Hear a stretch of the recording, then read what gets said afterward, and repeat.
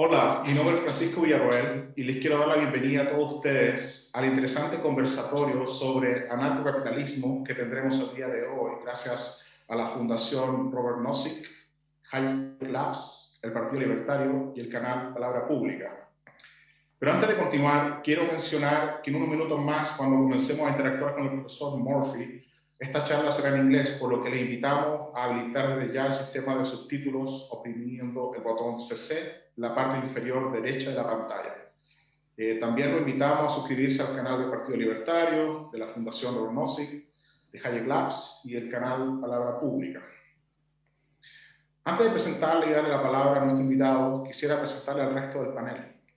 Le quiero dar la bienvenida a Italo Omegna, secretario general del Partido Libertario y fundador de la primera librería libertaria de Chile, Literatura Libertaria. Bienvenido, Italo. Muchas gracias, Francisco. Un placer estar acá. Gracias. A Felipe Munizaga, licenciado en Gobierno con estudio de posgrado en Ciencias Políticas y director ejecutivo de la Fundación Robert Nozick. Bienvenido, Felipe. Muchas gracias, Francisco. Muy contento de estar acá compartiendo este panel con ustedes, el profesor. Gracias. A Ignacio Said, licenciado en Ingeniería Comercial con mención en Economía y encargado de la Comisión de Filosofía Económica de Hayek Labs. Bienvenido, Ignacio. Muchas gracias, Francisco. Un abrazo a todos y espero podamos disfrutar de la mejor manera esta entretenida conversación. Muchas gracias. Bueno, ¿quién les habla? Francisco Villarroel, soy licenciado en Música con estudios en Economía Política, actualmente realizando estudios de posgrado, fundador del canal Palabra, Pública, y también miembro de la Comisión de Filosofía Económica de Hayek Labs. Y bueno, le quiero dar también un saludo muy especial a Cristian Valdivieso, que está atrás de cámara, quien hace toda esta magia con el despliegue audiovisual. Así que por todo eso, muchísimas gracias, Cristian. Nuestro invitado es uno de los economistas austríacos más importantes de Estados Unidos. Sus investigaciones y ensayos son de la máxima importancia para comenzar a entender qué es el anarcocapitalismo. Ustedes quizás lo conozcan por exposiciones en el Mises Institute o sus conversaciones con Jordan Peterson.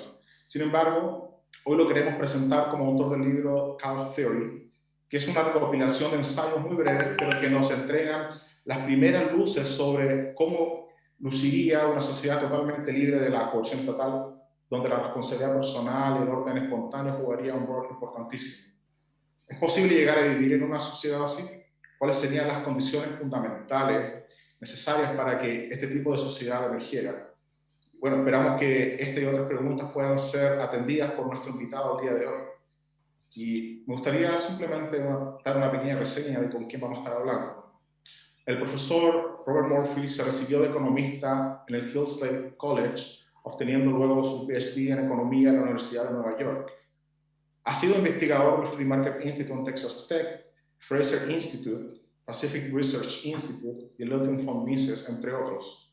Autor de numerosos libros, entre ellos el que estaremos discutiendo el día de hoy, Chaos Theory. Entonces, sin más demora, le damos la bienvenida al profesor Robert Murphy. Professor Murphy, first of all, we're glad to have you here today. It is always a great pleasure to go through relevant topics for libertarians such as the one we will be addressing today. Well, Professor Murphy, for many, anarcho-capitalism is a blurred subject. Many may just get skeptic about it, and perhaps for many also, it sounds like a brand new concept. So we are quite interested to hear what anarcho-capitalism is. So without further delay, Professor Murphy.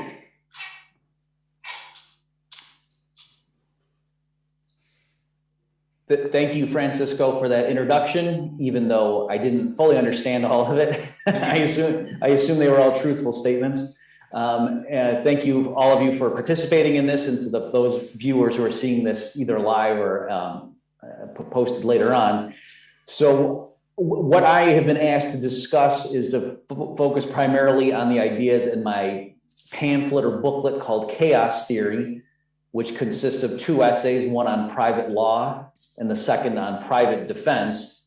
And I imagine it's similar in other countries, but certainly in the United States, when libertarians who are very, I would say, consistent, some others would say radical, we say that social interaction should be voluntary, and you don't need a coercive state to do anything, that all of the legitimate functions that the state performs could be provided either by for-profit businesses or by civic associations, perhaps, that, that their goal is not to make profit, but they are voluntary organizations.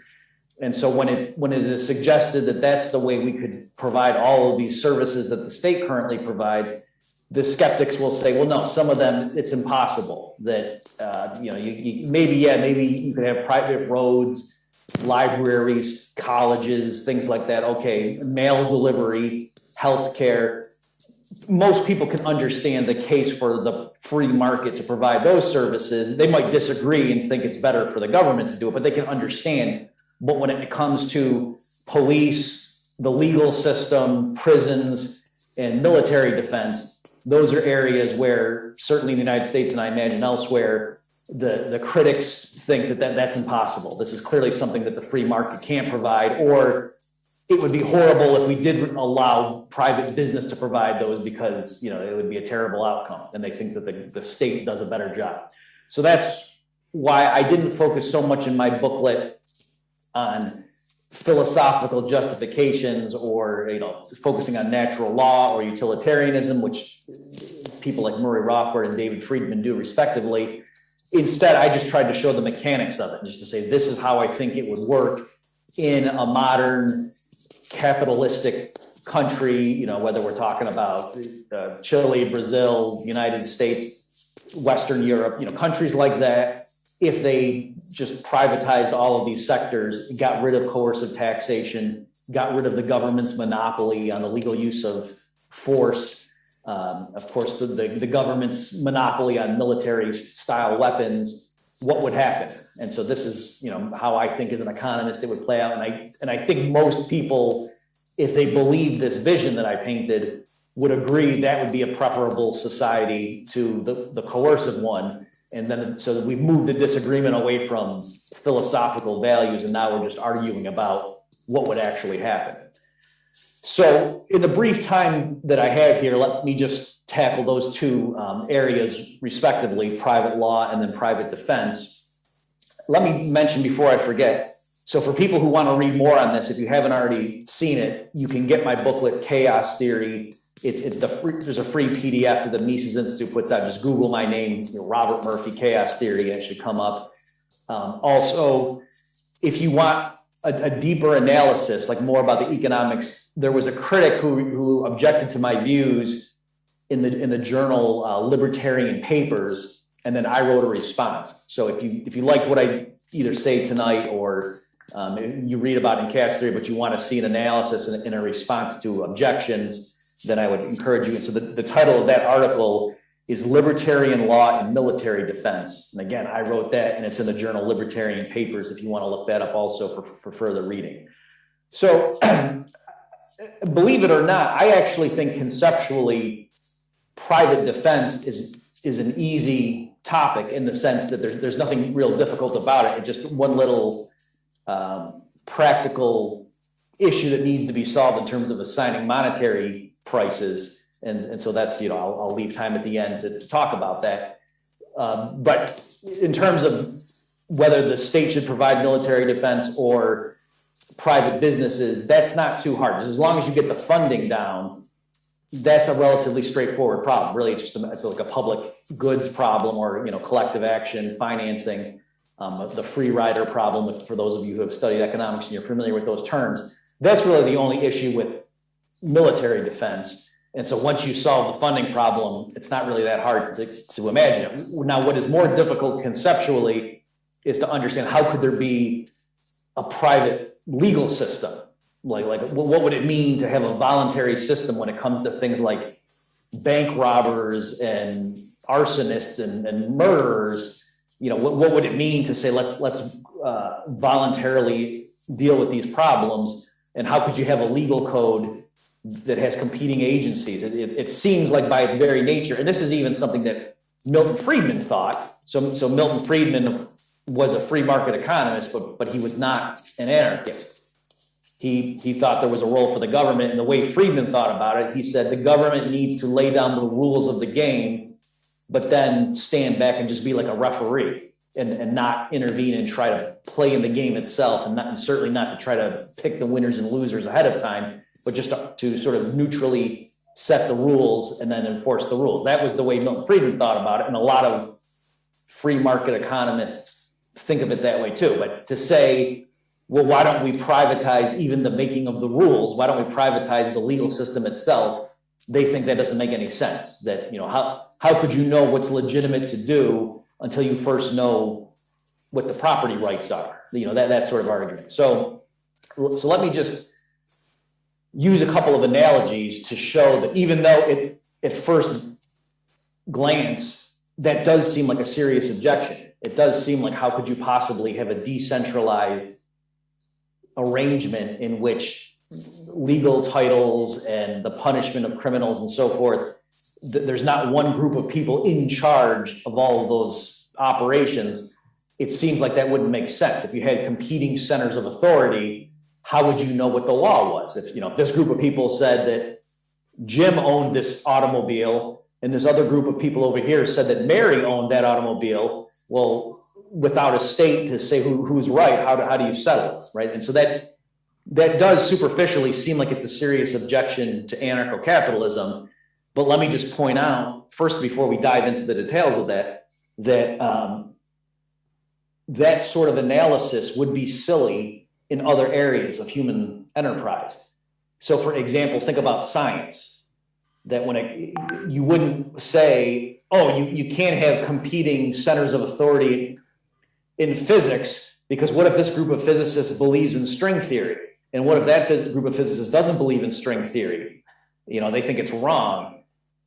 Don't you need some central group that we all vote and decide are the ruling physicists to tell us who's right and who's wrong? Otherwise, there would be chaos in science. And although some countries, particularly the Soviet Union, did follow that method, most people in democratic, liberal societies agree that there shouldn't be central planning of science like that you just allow unbridled competition, and the scientists that have better research and that are closer to the truth should be able to demonstrate that to their peers and their colleagues. And so, and you wouldn't want to try to elect a Supreme Court of physicists who then make all the decisions, because what if they make a mistake, right? You want it to be open to everybody. And of course you have procedures in place to try to ensure that the good research goes to the top, things like peer review in the journal articles and so forth, that if some scientist is caught falsifying data, then people don't trust his work and things like, so there's reputational mechanisms, things like that. But again, I'm just pointing out that you can see that the glib arguments by which even trained scholars often try to justify the existence of the state or to justify the state's monopoly when it comes to law in the prison system would be silly if they applied it elsewhere. Now, in a different, I think perhaps a more relevant analogy or a closer one would be when it comes to human language, spoken language, English, Spanish, Portuguese, and so forth. So there's definitely rules of grammar. All right. So I'm familiar with English, of course, and the rules even change over time. So for example, if you read something that William Shakespeare wrote, even though it's clearly in English, it's not the same English that I speak or that someone in Great Britain speaks today. All right. It's definitely English, but English has evolved over time.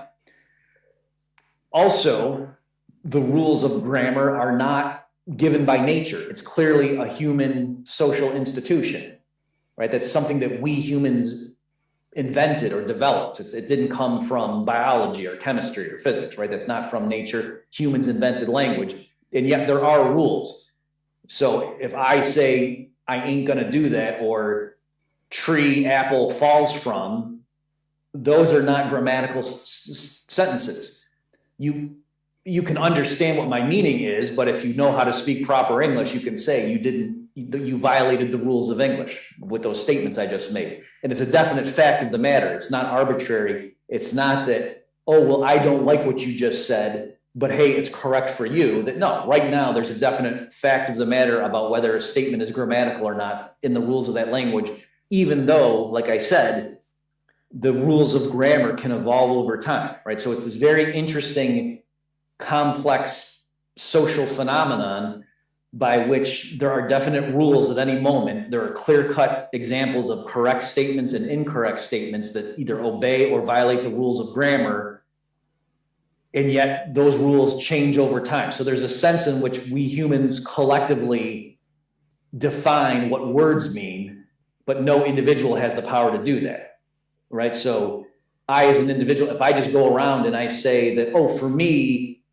what the word house means is the vehicle that you get in that can move around and has four wheels, everybody else is going to say, no, you're wrong. What you just described was a car. A house is a building that you live in, right? And so you see what I'm saying, and yet the definitions change over time. So I'm belaboring this point because I want to say that's very analogous to how a legal code would operate in a free society. That there would be a sense in which all the humans in the free society would determine, if you want to use that verb, what the legal rules were in the property titles, and they might change over time, but there would be a fact of the matter at any moment. And also, you can push the analogy, it would be if there were difficult cases. So there are some statements in a language that it's not clear whether it's grammatical or not, and then you could turn to authorities, right? An average person wouldn't be sure what was correct, so you would need to look to authority, and there would be style guides, right? There's books written on the proper rules of grammar, and those, what they do is they codify what the community standards are. It's not that the publisher of a dictionary defines words. The publisher of a dictionary codifies what the community's definitions are, turning to experts. And this is all a voluntary process, right? If a dictionary publisher published definitions that were clearly wrong, it's not that they would be changing the meaning of the words. It's that the people speaking that language would not use that dictionary anymore. That company would go out of business eventually if they kept publishing alleged dictionaries that had false definitions in them, right? So that the publishers of the dictionaries do not create definitions. They don't have the authority to say what words mean. All they do is codify for the community, this is how we use these words right now. And again, they can change over time too. So that's what, there would be groups, there would be legal experts in a free society who would write guides codifying the legal codes. And so they wouldn't be the legislatures. They wouldn't be analogous to Congress or the prime minister or the president in a statist society, because they wouldn't have the authority to dictate what the rules were, what the legal code was. They would merely be codifying. And so what would be the ultimate unit of analysis? It would be a private judge in a free society. So when people had disputes that they couldn't resolve themselves, they would turn to a third party, a judge who had expertise in that area. So if it was like an employer and an employee and they had a dispute, they would turn to a judge with expertise in labor law. Or if it was, a husband and a wife who were getting divorced, they would turn to a judge who had expertise in, marriage law or family law, things like that, right? So, and then the judge would render a ruling, give an opinion on the case, looking at the facts of the matter, his or her knowledge of the relevant legal code, and then render an opinion. And then that would be the basis by which the community would then expect if it were ruled in favor of the plaintiff, then the defendant would have to compensate or do whatever the suggested remedy was. And if not, then the community would not trust that person, right? So there'd be a lot of social ostracism involved. If you had an outstanding legal judgment against you, that some judge said, yes, I believe that you stole that person's car and you should give 1 ounce of gold in compensation to this owner, and you ignored it, there could be all sorts of ramifications. But at the very least, your employer might not trust you. The people, if you were renting an apartment, they might evict you. If you tried to rent a hotel room or a car, they might do a checkup on your background and realize that, oh, you were deemed a car thief and you never settled that debt. All right. So that's the way I think that there could be a free voluntary society without coercion against law-abiding people that could bring social pressure on criminals. And yet the legal code itself would evolve in a spontaneous fashion. So, of course, there's a lot here I'm going through quickly, but that's sort of the essence of my view as to how private law works. Now, let me just I've got about 4 minutes left here. Let me just turn to private military defense. So here, like I said, this is actually conceptually much easier if we have a voluntary legal code and everybody knows who the property owners are, then it's clear cut who the aggressors are. And so when it comes to just like a regular individual or group of criminals, like a small gang, the way you would deal with it is, again, there could be like third-party ratings agencies. So just like right now, a doctor, before a hospital will hire the doctor to perform surgeries, the doctor has to have malpractice insurance. And so think about the nature of that insurance contract. It says if the doctor does something wrong and causes damage, then the insurance company pays the victim and it charges the doctor premiums. And that's a precondition for the hospital to have him working there. So I think lots of people in general could have insurance policies of that nature. So before you go work in an office setting, you have to have an insurance policy like that vouching for you. So if you get caught damaging property or hurting somebody, your insurance pays them and you pay a premium to the insurance company. And so the insurance company will investigate you ahead of time, just like right now insurance companies will want to know if you're a smoker or if you, how much you weigh before they'll give you a health insurance policy or a life insurance policy.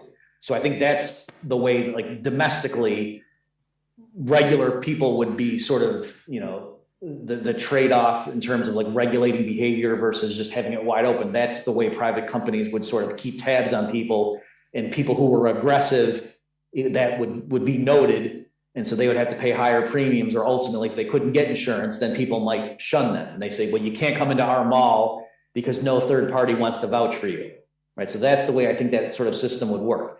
So now what about though some other government is stockpiling weapons, they're building an air force that's going to come drop bombs on our city. And the fact that they don't have an insurance policy isn't going to deter them. We need to have the ability, most people would think, to shoot missiles at them and so forth, or have our own air force. So here, the critical thing here, and I just got 2 minutes left. Here, the critical element is Ludwig von Mises' work on economic calculation. So Mises showed that the fundamental flaw with socialism is that they would have no way of knowing whether they were using resources efficiently or not, because they don't have market prices for the means of production. And in a capitalist society, a firm knows it's doing a good job or serving the consumers if it takes resources that it spends a certain amount of money on and transforms them into final goods and services that fetch more units of money. And so it turns an accounting profit. And that's a sign that those entrepreneurs have used those resources efficiently. So the problem with military defense, when it's provided by the state, is it really doesn't have any feedback like that. There's different ways of providing military defense. Maybe we should build more surface-to-air missiles. Maybe we should have more snipers. Maybe we should have more tanks. Maybe we should spend more on intelligence agents to go around the world and to spy on other people and give our headquarters information so they can prepare, right? So however much money is going to be spent on military defense, it's not obvious the optimal way to spend it. And it's very analogous to Mises' calculation problem in general. And so how do you solve that here is I would say that insurance companies would insure, like if you own a skyscraper, you have insurance policies in case there's a fire. But you could also have insurance policies in case some foreign government dropped bombs on it and destroyed it. And so now the insurance company has the incentive to prevent that from happening. Just like the insurance company would install sprinklers in the building and smoke alarms if it was going to issue a fire insurance policy. Likewise, if it's going to insure this building against being bombed, now the insurance company is going to take those premium payments and fund defensive efforts. And so the insurance company would have the incentive to calculate, to know, oh, well, for every bomber we take out, that's very significant in terms of avoided damage. So they could say to private agencies, for every bomber that you knock out, we'll pay you $1 million. I'm using US dollars. Okay, whereas if just a foreign infantry troop is coming in and you incapacitate that person, we'll pay you $800 because that person's not that much of a threat. And so that's the way you could assign monetary prices to various threats. And then the private companies would seek those bounties and neutralize them just to get revenue. And that would allow for the most efficient deployment of the scarce resources that have been devoted to military defense. All right, so I'll stop there. Obviously, I'm sure in the Q&A, there's going to be a lot of follow-up questions on these matters, but that's the basic vision I had for private law and private defense. Thank you, Professor. Thank you so much. As you said, it's time for Q&A section. Entonces vamos a comenzar la ronda de preguntas. Y bueno, por el Partido Libertario comienza Italo Omegna. Adelante, Italo. Gracias, Francisco. Hello, Professor. Thank you very much, first and all, for your presentation, your marvelous presentation. I also like to apologize for my rusty English that I haven't used it for anything else but watching movies for a long time. So I'll do my best. And thank you, of course, for your contributions to to paving the way to freedom. So some of the questions that I have written down here, you can tackle them. So I think it's a good thing because I'll give you some more time to go in depth with the answers or with the development of your book. I don't know if you've seen your book in his Spanish version, but I have it actually right here. Well, I forgot you can see, but to the audience, and this is the other book that I had of yours. There is called The Political Incorrect Guide to Capitalism. So, well, going right into the questions. I was wondering in relation to your insurance ideas, insurance companies idea, have you seen anything similar to the insurance companies that you propose on your essay today or before in some period of time? Okay, great question. So let me just make a distinction so the listeners don't get confused. Even though I said that insurance companies would play a role in both private law and private defense, the nature of the contracts is different. And I just want to make sure people are aware of that distinction. So when it comes to private defense, they're the insurance company in the way I'm picturing how this would work. The contract is if somebody else destroys your property or harms your person, we will compensate you. So that's like how people right now, if you have health insurance and you get sick, it compensates you. Or if you have fire insurance on your house, and your house burns down, you get paid. Whereas for the private law, that element of the insurance, I was saying you would have a contract that would say if you are convicted and a reputable judge thinks that you hurt somebody else or that you caused property damage, then we will compensate the victims of you, and then maybe we'll come after you and you'll have to settle up with us, or you pay us premiums. So clearly, the latter type, the first type I talked about is all over the place that we see that. But if you're asking, are there examples of groups that compensate others for harms that their own members cause? I don't know that it's been so. Like I say, that is how it works. Like when it comes to things like medical malpractice, that's exactly what that is, and lawyers have it too. I know financial professionals have, it's called in the United States, at least, it's called E&O insurance for errors and omissions. So in order to get a license and to practice in these various areas, you have to have insurance in force saying if you harm your client, it has to be demonstrated according to the commissioner or something, then your insurance policy pays the damages. And then, and so you have to pay premiums to keep those policies in force.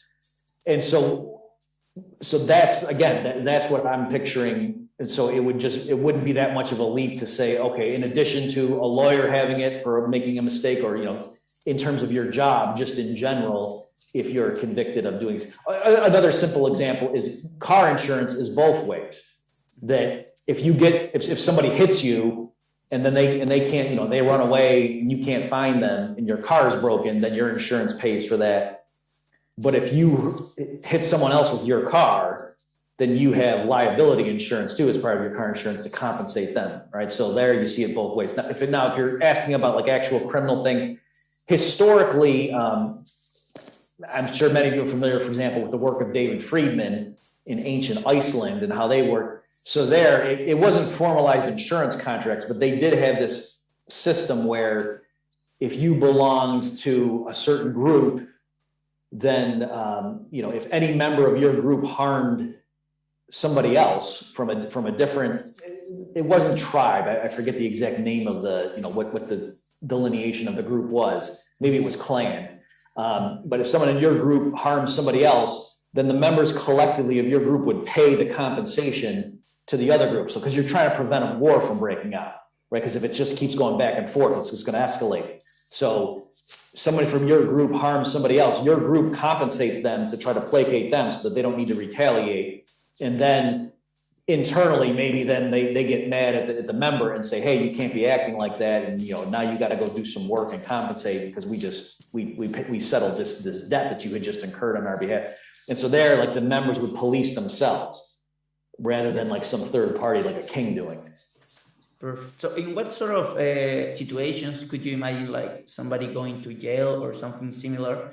Though in the case there is someone, let's say very well, Elon Musk, not Elon Musk, but someone really wealthy, they can pay this amount of money in every prime with these, insurance primes. Is there any case that you could imagine a situation where the person that hired insurance would have actually go to jail, or when money wouldn't be enough for some sort of crime that he could commit? Okay, yeah. So great questions. I'll try to keep my answer shorter because I know I've been talking a lot. So I'll try to keep my answer short so you guys can ask more questions. If you want me to give more detail, then just ask. So one thing is I want to just say, even like in a worst case scenario where rich people don't go to jail and they just have to pay fines, I think it's arguable that would still be a better system and that wealthy people would commit fewer injustices than in the current system. Okay, because I think right now there's this myth that the state really punishes wealthy people and they go to, and there might be some cases where they do it to make an example of someone. I think more typically it's if there's a wealthy person that the political authorities don't like, then they can unleash the legal system on them. But in general, you're much better off if you've committed a crime if you're wealthy than if you're not wealthy in the current system run by the state, whether it's because you can hire better lawyers or you can literally pay bribes to the various authorities and so forth, or behind the scenes you've been paying the politicians who write the rules that are then going to be applied to you, right? So I think right now, actually the wealthy get away with more crimes, from a natural law perspective than they would in a free society. And so we shouldn't concede that, right now, at least the wealthy get punished just as much as the poor do. I don't think that's true. But beyond that, everybody in a free society, every parcel of land would be owned by, a private individual or a collection of individuals, or some company that was just, a legal thing that was owned by other people. And so the owners of the land can set whatever rules they want. So let's say somebody did some heinous things and technically the way the rules were written, the contracts and so forth, just paid monetary compensation. Still, other neighborhoods, the owners of shopping malls and grocery stores, if they wanted to, they could just say, no, you killed those 3 people, and so we don't want you associating with our clientele, so you can't come in here. Right, so there wouldn't be like rules allowing for untrammeled access to every location, sort of the way there is right now, that if you're not in prison, you kind of had the right to go into now with COVID stuff, that's not true anymore, but it used to be before COVID that, there was this idea that private businesses couldn't exclude people just on the whims of the owner, that would be discrimination. And so that would not be the case under, in a free society. Every landowner, every property owner would have the right to set whatever rules of entry they wanted. So that could be the way, there could be companies that would notify people like, hey, there's someone coming near here who strangled 6 people 10 years ago. And so I don't think you want this person associating with you, do you? So one last thing I'll mention is how would prisons work? I think if there was somebody who committed really heinous crimes that nobody wanted them, so like in other words, like every piece of land, the owners said, you can't step on my land. So where would those people go?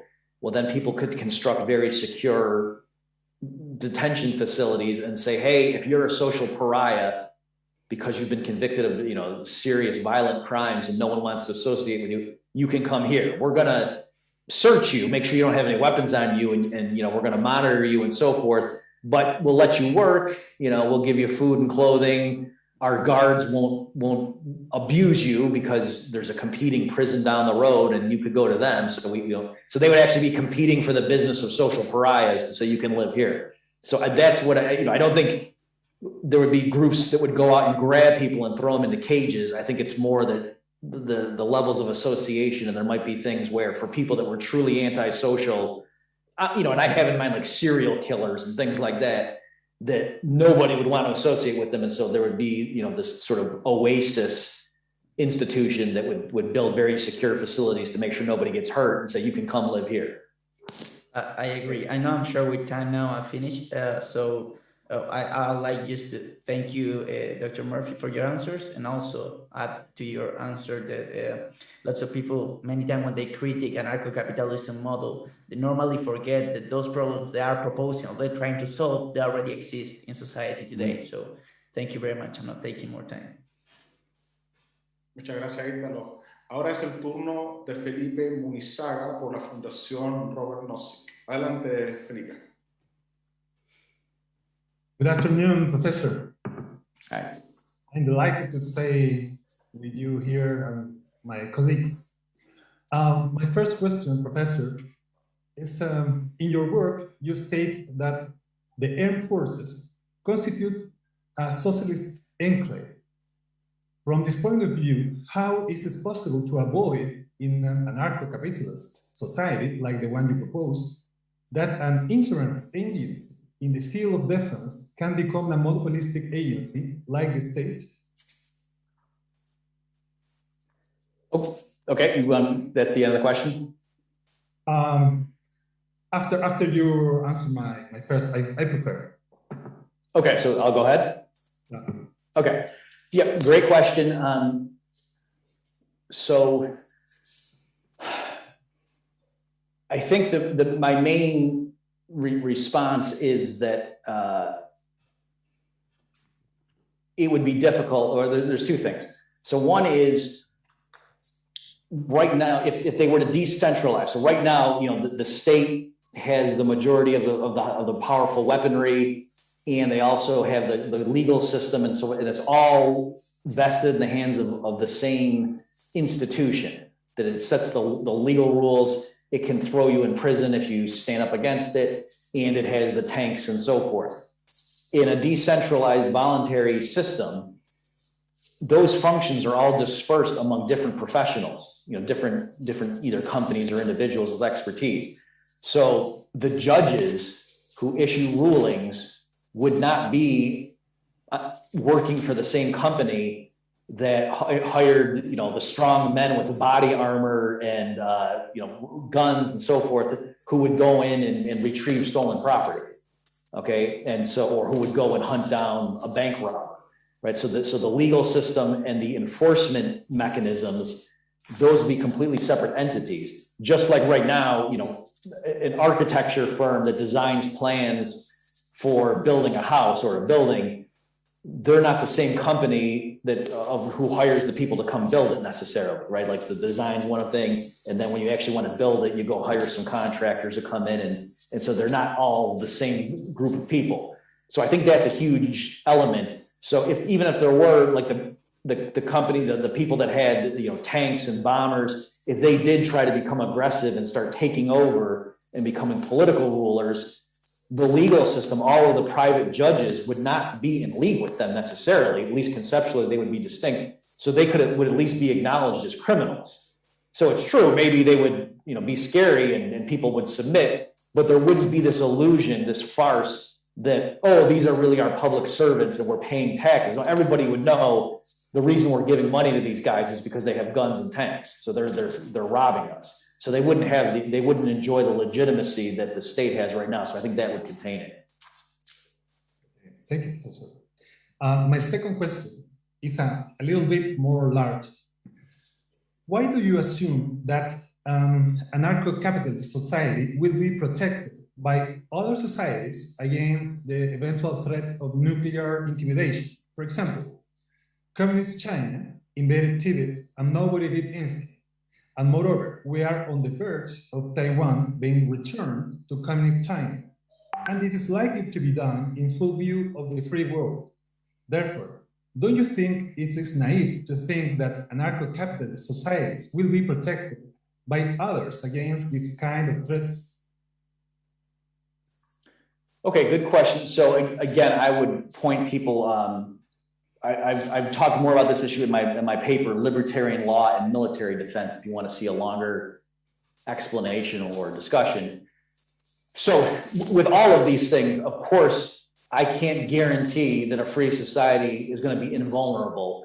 Just like people would say, "Oh, you're saying if 100 group of people of 100 individuals who are Rothbardians, all they have to do is form a defense agency and they could have repelled Nazi Germany." No, of course they couldn't have. But by the same token, France, with its statist military defense, also couldn't repel Nazi Germany, right? So with all of these things, the discussion, the comparison is for a given group of people, given set of social institutions, level of technology, wealth, and so on. What's the best social arrangement to provide for their long-term defense? And I think leaving it open to voluntary, open market operations, where everybody in the society can brainstorm and come up with a new idea, that's much safer than just picking a handful of so-called experts like the generals or the admirals and leaving the military defense of the entire country in the hands of those 50 individuals, basically, to come up with a central plan.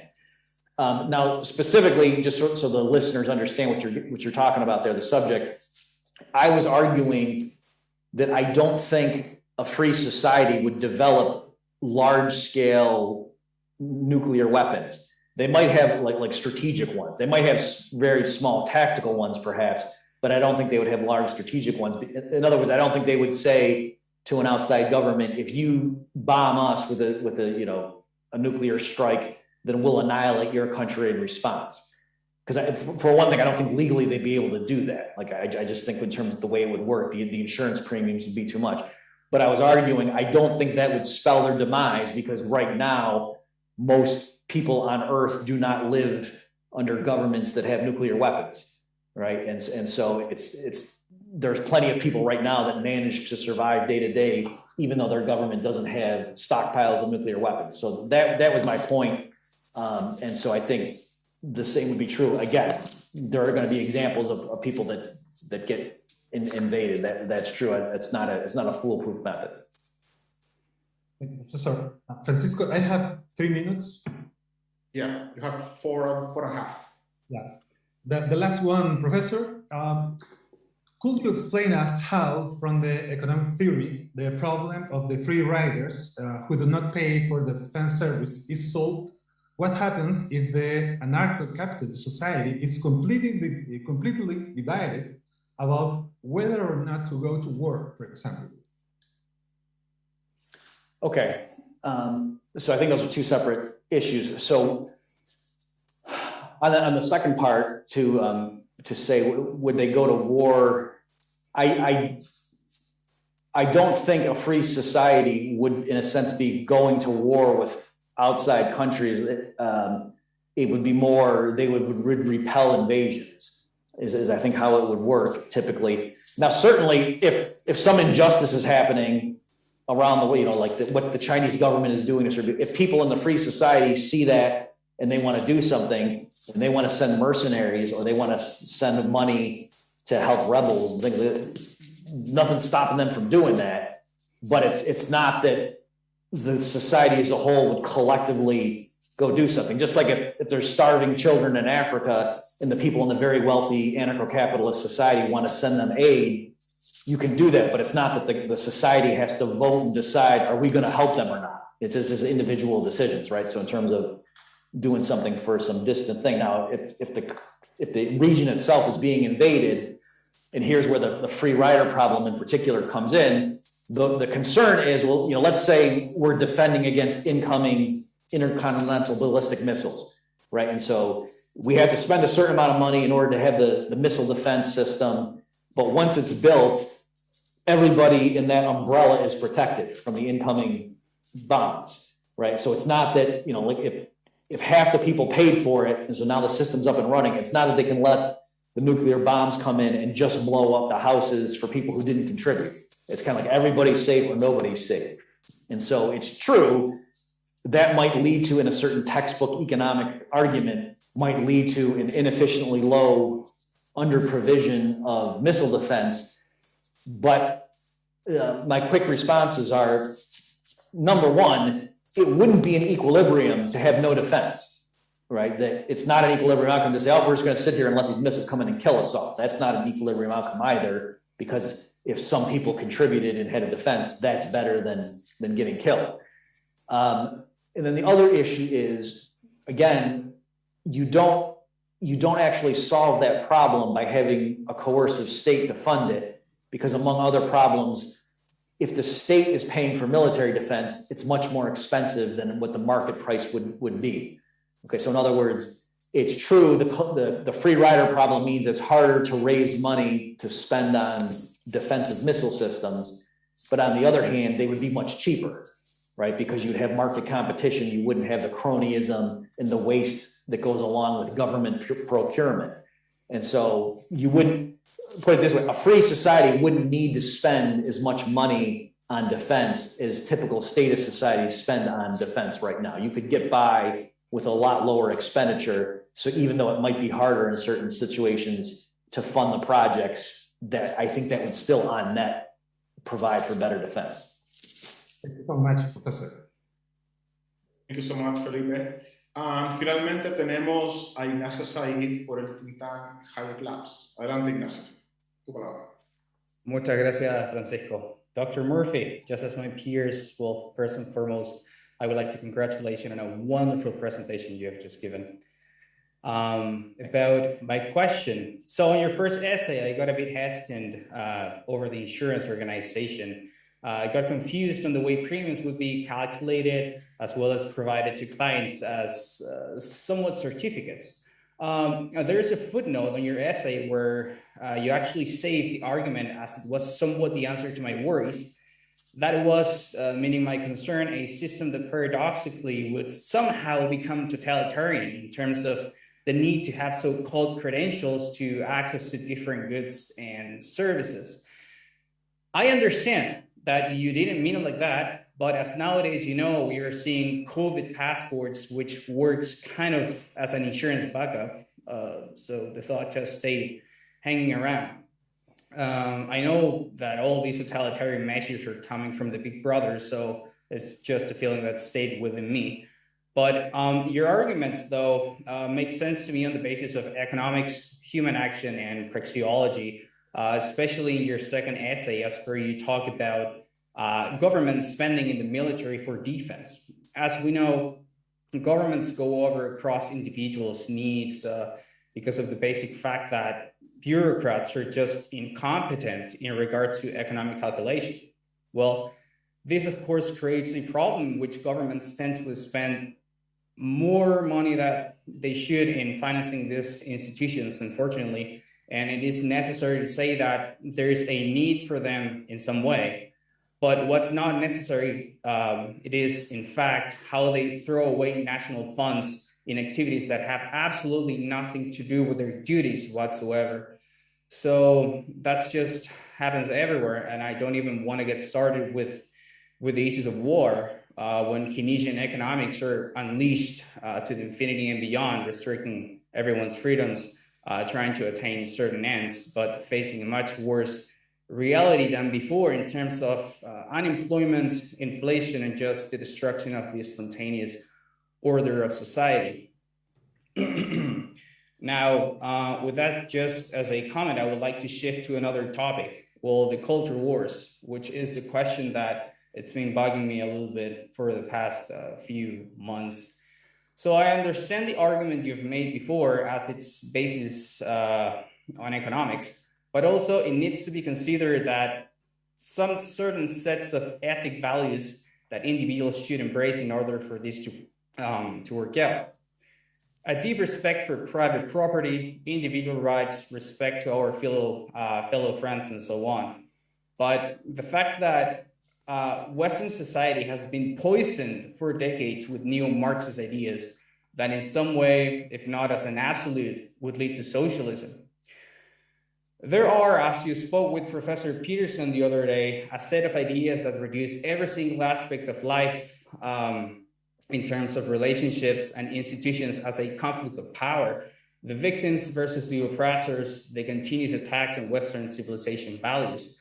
So to be precise, understanding some basic values for an anarcho-capitalistic society to work out, what should be done in order to transition from what we have now to a radical capitalist society, considering that the massive Marxist influence, not only in politics, but in the civil society with trained activists that leave schools to become literally real-life social justice warriors?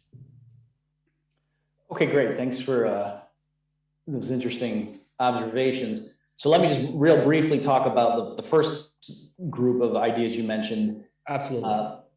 So for the benefit of people who haven't read the book, I think what you're getting at there is I was acknowledging that, you know, the framework I was proposing whereby, hey, if somebody's a serial killer, you know, the mall could say, you can't come in here. And the owner of the apartment building could say, you can't rent a room here. And, you know, no reputable employer is going to hire you. And so there's a sense in which, you know, you would be ostracized. And that's one of the ways that social pressure would be brought to bear on these, you know, very violent antisocial individuals.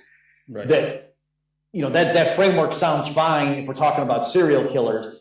But in principle, if there's just somebody that nobody likes, you know, you can just say you can't buy food anymore.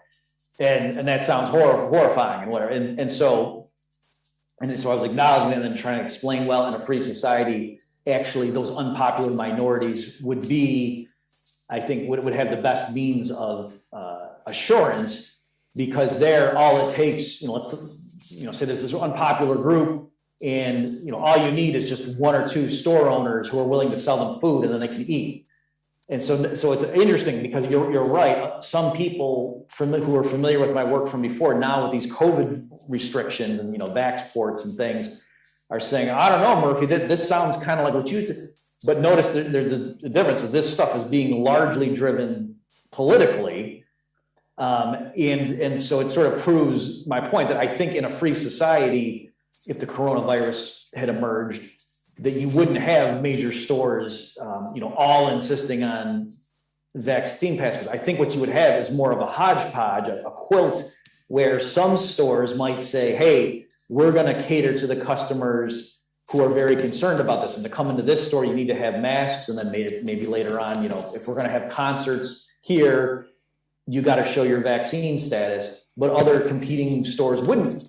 And you know, that concert venues wouldn't have those rules, and people could go wherever they wanted. And so not only would that be freer and voluntary, but it would actually be better at containing the disease, because right now, you know, I have a member of my household who has lung problems, and so we were very concerned about not catching COVID. Mm-hmm. And so if I went into a grocery store where everybody's supposed to be masked, but actually, you know, they have the mask here, or it's just, you know, they got their shit. And it's so actually having the government mandate it didn't help us, because that meant people weren't taking it seriously. Whereas if certain stores selectively had done it and rigorously enforced it, then, you know, we could have gone there where we would know that people are serious about it. See what I mean? So there's that sort of element where it's ultimately. Let me give you a different example from the real world. When I was younger, I lived in a rough area of Chicago, and I went to get work done on my car. And before they would do the work, they wanted me to give them a money order. Like I had to go to a bank and get the thing made, because they didn't trust credit cards and things. I don't remember the exact rationale, but they certainly wouldn't take personal checks, because too many people in that neighborhood would just write bogus checks. All right. And so there was things like that where, so it was inconvenient to me as a customer, but I realized, oh, the reason they're doing that is because there's a lot of crime in the area. And that's why they have that policy in place. So in a wealthier suburb, the stores wouldn't have those sort of restrictive rules because it wouldn't be that big a deal. And so likewise, or when I walk out of Walmart right now, if you just have regular groceries, they don't do anything. But if you've got like a big expensive item, they might stop you and look at your receipt to make sure that you pay for that thing. Mm-hmm. So on the one hand, it feels like you're invading my privacy and you don't, but on the other hand, you realize the store has to do that because otherwise too many people would steal expensive items and that would make prices go up. So the stores have to, choose the balance that they don't want to make their customers feel like criminals, but they do have to stop against actual criminals. So anyway, I'm just saying what better way, or, the only way to rationally allocate among these competing interests is to have it be free and open competition. As far as the culture war stuff, yes, you're right. And I think there are many libertarian economists who are naive and they think that, oh, I don't care about culture and I don't care if movies are showing things or whatever, or they're destroying the nuclear family, what do I care?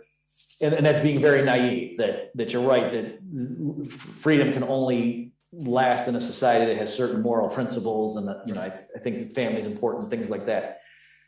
And so what can be done? I mean, I think the state is a necessary element in all of this destruction that you're talking about, that clearly they took over higher education, then they captured the education departments to then filter down into lower levels. In the United States, they did lots of stuff to sort of take more control over even local curricula, and they disguised it as, oh, we want to ensure good standards. So they relied on the poor performance of public schools, that they weren't doing a good job teaching children, for the federal government then to come in and take control of the curricula.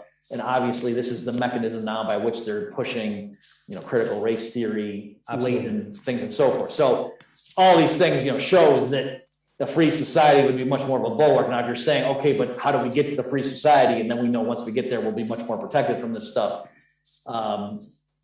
That's why, besides just education, like now I'm much more in favor of secession, or I should say I'm actively pushing it. To me, for the United States at least, I don't think it can be reformed from the top down. I think individual states are going to need to separate, and that's the only way to have like small oases of relative freedom in the near future. Yeah, absolutely. I believe that I saw on actually in your essay that you gave the recommendation of one of those books talking about secession, or I just don't remember the name. If you can recall it for me, I would appreciate that.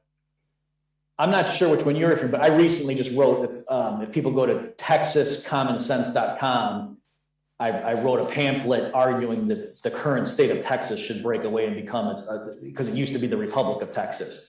And so I recently made the case for that and just, answered logistical objections and things for that. Absolutely. I'll give you a read then for sure. Francisco, how long else do we have? Right on. Okay, perfect. Dr. Murphy, thank you so much. Thank you. Well, Professor Murphy, I'm afraid we reached the end of the program. We could stay here for hours. I think everybody have a lot of questions to ask now, but we also know that you are a busy scholar, so we really appreciate your time today. You are going to be always welcome to that space. But before finishing, I'd like to quote a review from your book. In the back part of the book, I find this very interesting.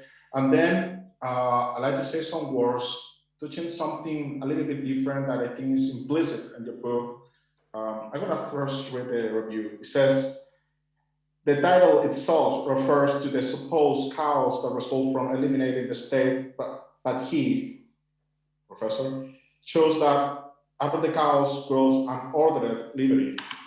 What I want to say is that after I read the book, for me it seems almost impossible to upgrade our current society's towards an anarcho-capitalist model without a real awareness about what responsibility means, because either under the scheme of insurance you propose, people's behavior have consequence for them and others. I remember Tom Palmer saying that adults embrace both freedom and responsibility, whereas children only seek freedom.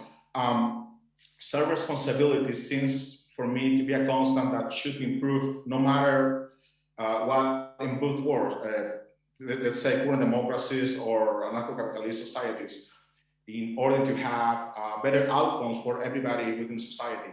So it seems that it cannot be freedom without responsibility. There are two faces of a single coin which should embrace. But for many, the state represents security, whereas freedom based on self-responsibility scares many. Are people afraid to embrace freedom, the freedom that involves first self-responsibility? Can I ask you, just for a 30 seconds answer, if you think today people is scared of embrace freedom involving responsibility? Unfortunately, I think many people are.